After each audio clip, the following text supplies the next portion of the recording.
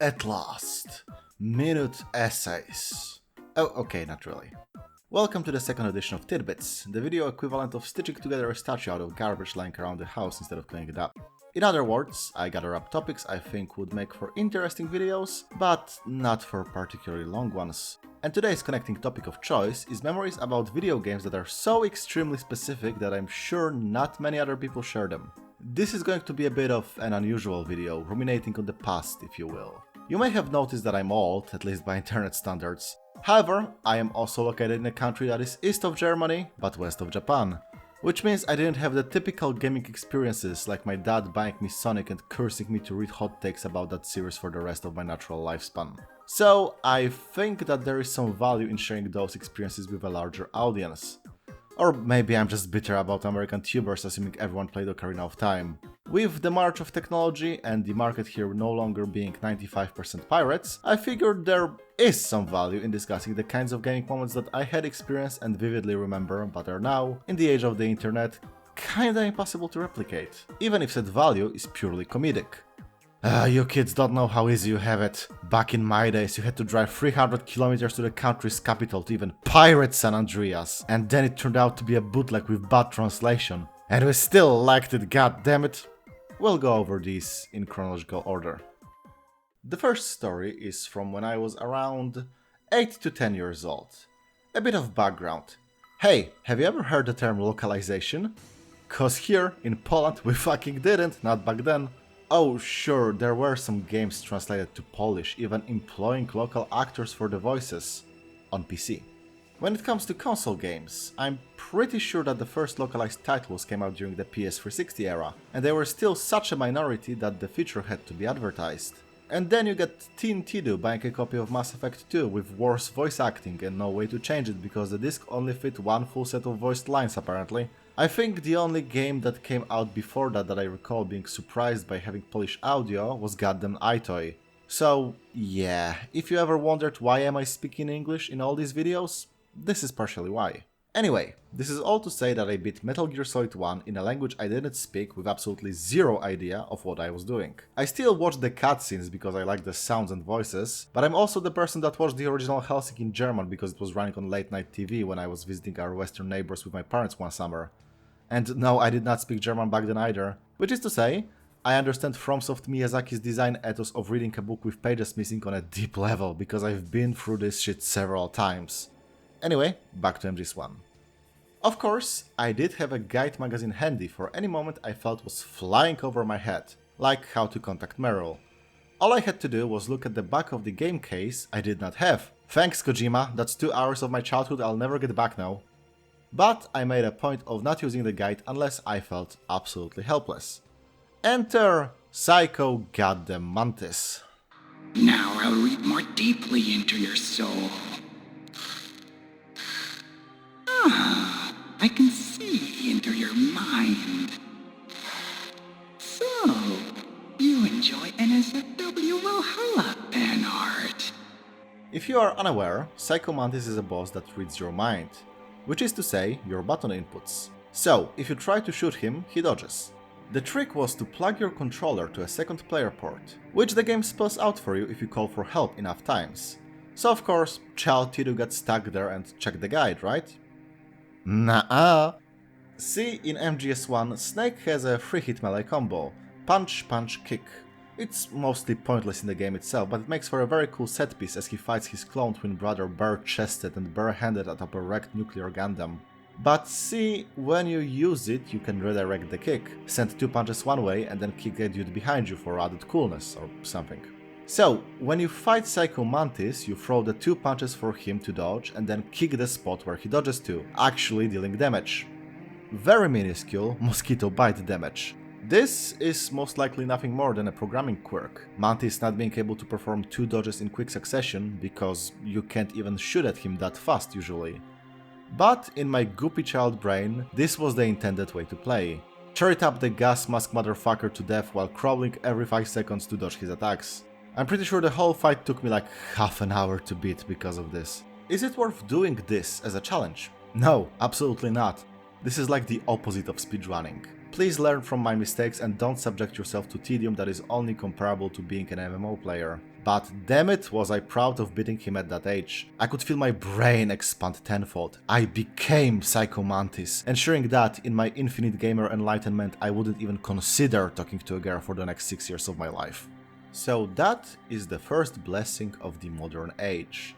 If something feels stupid, you can very quickly check if it is, even if you play a game in a language you don't speak. The second story takes place a few years later. I am now nominally a teenager and someone versed in English. Pretty sure this is the point at which I did a friend's homework assignment for an English class in exchange for a can of Mountain Dew, and he got a better grade than my own assignment did. And yes, I am still bitter about that. Suffice to say, I was pretty confident in my language skills, and the PS2 era remained to be a barren wasteland when it comes to video game translations, so now I could understand what the hell the story is in each of these games. One summer, I was visiting my grandmother in Brussels, Belgium, as she worked there at that time. On the last day of the visit, we went to check out an open-air market to get a souvenir. Of course, that idea went out the window the moment I saw some guy selling a used copy of Final Fantasy X. 20 euro, that's dirt cheap, even my pocket money can afford that. However, there was a slight issue. Now, I am not good at doing voices, so I hired 2 professionals to play out the scene. I didn't pay them anything, I'm just capitalizing on offhand jokes they made in my presence, unaware they'll be roped into amateur hour theater. Anyway, here is how the scene played out, with 100% accuracy to the actual events. Greetings, merchant. I have an inquiry about one of your wares. Perhaps you might help me? Oui, child. I don't speak English well, but I'll try. Splendid. You see, I am interested in purchasing this copy of Final Fantasy X for the PlayStation 2, but I have some reservations. Pray tell, can you answer a simple inquiry? Oui, this is my own copy. I played it to completion many times, and now I part with it with grief in my heart.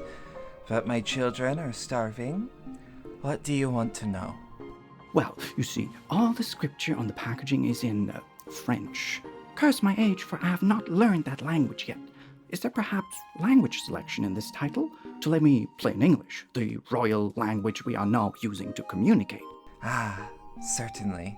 Yes, there is English in this game. Frenchman's honor.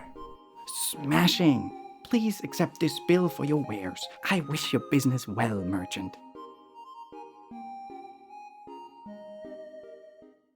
So I got the game and went back home to pop it into my PS2. And the main menu only had the options for New Game and Load Game in French. So I figured, okay, there needs to be an in-game settings menu. So I started the game, watched some cutscenes that combined water sports and growly Batroc, doing irreparable damage to my adolescent brain and making me take an online handle after the game's protagonist that stuck to me so hard that changing it now would feel dishonest. Yeah, that's where the nickname came from. Hi. Alright, I have control over the character now. Let's check the menus. Which one of this is the settings? Okay, here, let's see... That Belgian bastard lied to me! Well, not exactly. There is English in the game. The voice acting was untranslated and it was only subbed in French. So I knew what was going on in the main story, but outside of that... Buddy, you thought memorizing spell names in Shin Megami Tensei is hard? Try French Fantasy. They translated Aqua to H2O like a bunch of hacks. And I was generally lost on any side quests, or how Blitzball works, or how to get a jacked shot. I had to replay this game years later, as an adult, to finally understand why I never got it. But you know what I got without any issues? That the scene of Tidus and Yuna laughing is them forcing laughter at a bad situation until genuine cheerfulness comes out. As a child, playing the game in French. My point being, you should be embarrassed about yourself if you ever bought into the scene as an example of bad voice acting. In the end, I beat the whole game, probably my favorite Final Fantasy of all time, cause it's the only one I've actually finished, twice. I still had to replay the game later to figure out what the hell did I miss back then. So, lesson number 2 of this modern age is... Nobody on a digital storefront can scam you about the game's language options. And they probably allow for you to re-download the language pack if you change the game settings anyway. Thanks, internet! Story number 3 happened shortly after, as I was 14 at the time, I think. Me and my cousins were at our grandfather's farmhouse, helping with work some mornings and playing video games all the other times. I think this was one of the last summers I had with said cousins before they left for America to never be seen again outside of weddings, so it is quite nostalgic for me. Now, we had a vast array of legally obtained video games. I'm pretty sure that summer was when I first beat Devil May Cry 3, and that was back when the normal difficulty was the same as the original Japanese release's hard, so you can bet your best pair of pants that I earned my right to play on easy for the rest of my life if I feel like it. But one game that stands out in my memory of that time is Odin Sphere, because it was absolutely beautiful, stunning, animating the most detailed sprites I saw ever since Metal Slug in arcades. And it was entirely black and white. You see, the game didn't come out in Europe until a year later, so this was an American NTSC copy. Back in the day we had to deal with region locking, and the difference in how television sets operated around the world was a big part of that. You see, in Japan and America they used NTSC, 60Hz refresh rate, aka allowing for games to be displayed at 60 frames per second maximum. In Europe, cursed by gods for everything that happened between centuries 16 to 20, we had PAL, 50Hz or 50 FPS. The name is a tribute to the first visit of a fighting game player from Japan that came to a tournament in Europe, who upon witnessing the gameplay being slow as molasses said, "Oh pal, I don't think that's a good idea." Now, usually this meant that a PS2 from Europe would not play a game imported from America, but there were methods of getting around that, same methods that let us play all these legally obtained games. But if you played an NTSC encoded game on a TV that was a cheap piece of shit whose main benefit was a light frame and mobility, the colors simply vanished. We discovered a Kurosawa mode over a decade before Ghost of Tsushima came out. How's that for being ahead of your times? But despite that, I wasn't bothered. I have not seen the game prior to starting it up in magazines or anything like this, so I looked upon it with fresh eyes. And it was beautiful. Even without colors, the shapes were clear and the animations were full of life. I loved watching the plants grow and sprout as they absorbed phosons.